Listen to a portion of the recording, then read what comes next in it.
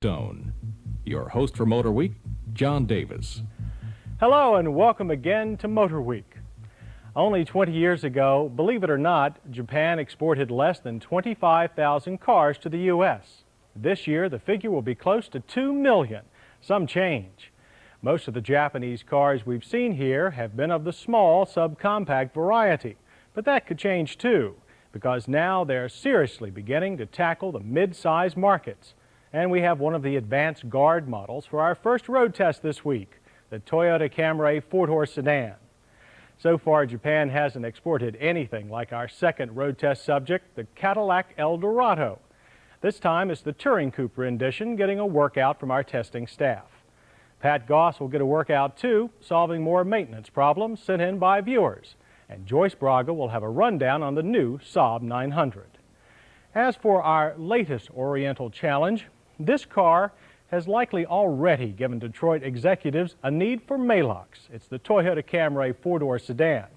Introduced only last year, the Camry is Japan's most serious attempt to date at tackling the bread and butter domestic midsize car market. In our multi-car road test last fall, the hatchback version of this car came in last, but we couldn't fault the Camry on such items as interior space and comfortable ride. And those are priorities that rank near the top in family car buying decisions. Since most of this market is made up of 4-door sedans, it seemed only fair that we should give the notchback model an even closer inspection. The Toyota Camry's base price begins at $8,148, with the LE 4-door sedan starting at $10,098. Our test car cost $13,000. But Camrys are in high demand and short supply these days, so be prepared to pay a premium above list price.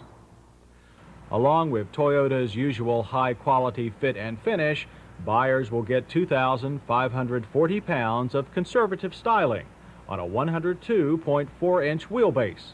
That's slightly longer than Ford's Tempo and slightly shorter than Chevy's Citation. The Camry is Toyota's first bigger front-wheel drive car and comes stripped with a 5-speed manual transaxle or a 4-speed automatic in the fancier LE trim. Toyota dubs the Camry's 2-liter 4-cylinder their lightweight, advanced, super responsive engine. It incorporates microprocessor-controlled fuel injection with an output of 92 horsepower and 113 pounds of torque, more than most other engines of similar size. For $1984, a 73 horsepower 1.8-liter turbo diesel option is also available. While the transverse installation means fan belt changes will be time-consuming, spark plugs, dipstick, and the oil filter should be easy to service. The primary human engineering note of the Camry is that finally a Japanese car can easily accommodate a wide variety of American builds without apologies. The Camry's cabin is airy, to say the least, with excellent visibility at all corners.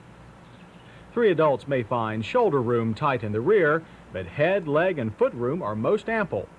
Entry is further aided by wide doors and low step-over sills. Seat fabrics look sturdy enough, and the front buckets have multiple adjustments, so all our testers found comfortable driving positions. But we're sorry to see Toyota resume an abandoned Detroit tradition, flabby seat stuffing with little lower back and side support. Instrumentation on the LE includes a large speedo, fuel, and water temperature readouts. The big tack is welcomed, even if this is an automatic. We also like the double glove box, and all Camry LEs come with loads of standard equipment, including power windows, cruise control, and a fine 5-speaker AM/FM stereo. The excellent ventilation controls are aided by upper dash vents that push air along the headliner to the rear.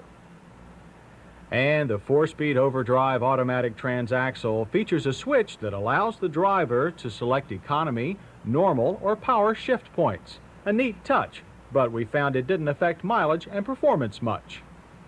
If you choose the sedan over the hatchback, you do give up some trunk space, but not much. It's big in there, since the underfloor spare tire leaves a wide flat area. Only the high rear sill will generate some gripes here. Our biggest gripes, though, are with overall road response. That's what caused us to be less than enamored of the car before. Handling is just not up to most of the American cars it expects to conquer. Body roll is in the wallow class, with lots of front-end plow and very slow responding struts and springs. Steering is rack and pinion with power assist. While only moderately fast, it still overwhelms the suspension and high mileage tires. On the other hand, highway ride is very smooth, and there's enough power to throttle out of most emergencies without undue fear of losing tire to road contact in the rear. Another measure of everyday maneuverability is parking lot turning diameter. While usually oversized in front drive cars, the Camry's 37 feet scored well for its class. Acceleration numbers were well within our all-car average range with a 0 to 60 time of 14.2 seconds. We ran all these tests with the transmission shifting switch in normal. Over our 500-foot on-ramp exam, a speed of 53 was reached in 9.8 seconds, with all gear changes occurring crisply. And passing traffic on a 2-lane blacktop will take a decent 5.6 seconds from a steady-state 40 to a legal top speed of 55 miles per hour. But even with adequate power and just passable handling, the Camry's panic braking performance was what we found most lacking before. The combination disc drums still felt spongy and sloppy. Pedal pressure was high with little feel.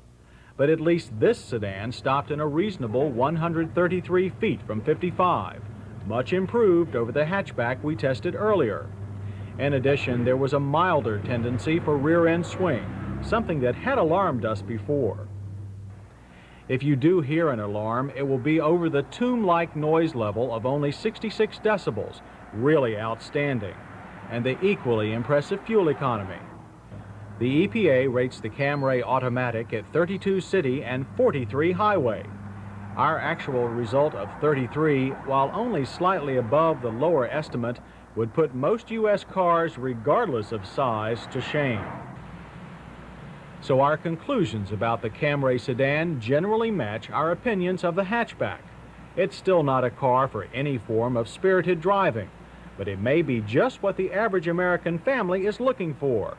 It's roomy, quiet, with enough power and impressive fuel economy. So Detroit should be frightened by the Toyota Camry. Even with all its performance faults to us, this first major mid-sized Japanese offering provides potential family car buyers with everything they think they'll need, and maybe more.